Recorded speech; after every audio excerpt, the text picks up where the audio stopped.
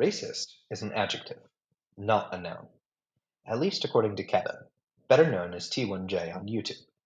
He's a video commentator who's immensely outspoken on racism and racist topics, such as his video essay on why racist is an adjective, not a noun. Throughout this video, I'll be providing a summary of T1J's video, as well as analyzing the importance of the distinction between a racist and racist behavior.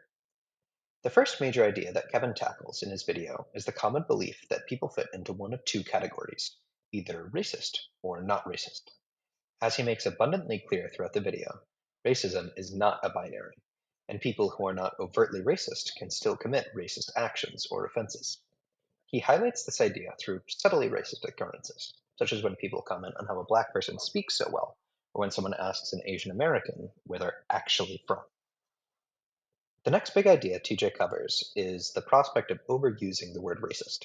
The thought is that if we as a society utilize the word racist to describe too many things, that the meaning of the word is lost. Kevin makes it clear that this is both not the case and not what is happening. In fact, he believes that the word racist is not used enough, such as when news reporters arguing against Donald Trump refuse to call him racist, stating that he has said insensitive things about race, and going as far as saying that labeling someone as a racist is one of the harshest things you can do in America. T1J believes that the underuse of the word racist has led people to not taking the idea seriously, and that tiptoeing around the word racist, and rather using words like racially insensitive, controversial, or racially charged, are what has led to the continuation of the admonishing of the word racist. And finally, Kevin continues the previous thought through his statement that racist is an adjective, not a noun. He acknowledges that grammatically the use of the word racist is correct as a noun, but that he believes the term is dated. T1J states in his video that a racist, as in a person who believes in the superiority of their own race, or that certain groups are inferior to other groups just by virtue of them being a part of a certain race, I think that's a thing that's either very uncommon in developed society or so socially unacceptable that only certain people are brave enough to talk about it. In essence, T1J is saying that he believes that outspoken legitimate superiority is such a radical protrusion of developed society that it is condemned for its obvious bigotry. T1J states that this use of the word racist is not one which should be stated when referring to things as racist. Instead, T1J offers an alternate definition of his own creation, in that a racist is someone who continually commits racist acts. But that's just it. Racist acts. The use of the word as an adjective exemplifies its importance in the 21st century. The idea that non-racists can still commit racist acts. There's often an idea that, well, I'm not a racist, so the thing I did can't be racist, when in actuality, that is the opposite of the truth. The concepts that T1J promotes in his video are not new. The idea that racist behavior can be committed by a non-racist person is a well-known topic. The fact of the matter is that, as stated in TJ's video, racist acts committed out of ignorance should still be called racist. Just because someone can do something racist doesn't necessarily bring them to the white supremacist extreme. But it's also possible to be racist without being a racist. This internalized racism is a product of the culture of America and how we handle race through media. This internalized racism is not unknown. In fact, papers have been published in order to educate members of the jury of courtrooms against their internalized racism.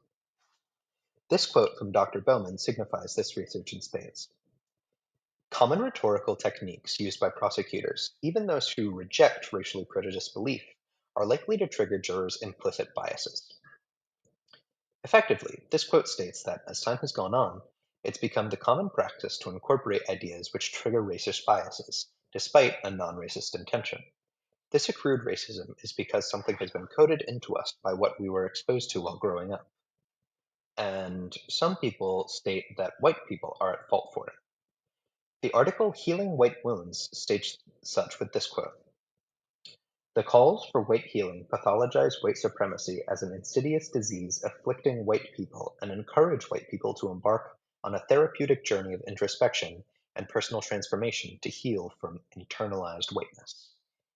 According to Hartzell, There is a common belief that all white people must go on a trek to free themselves of their racist behaviors, when in reality, just being a bit more aware of the situation would resolve a significant portion of problems.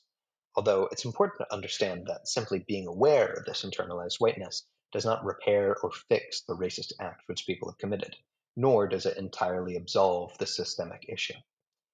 With that being said, the underuse of the word racist is an aspect of society which needs to be amended. People need to say it more. People need to call racist things racist. If they don't, then it will continue to be an issue. Treating racist as some form of slur can even be seen as a form of propaganda and treating actual racists to not be called such. TJ states that you need to call a racist. You need to call racist things racist as well, and doing so does not undervalue the word. The paper Redefining Racism states such very well. We can identify a racist quality without recourse to the substantive concept of racism.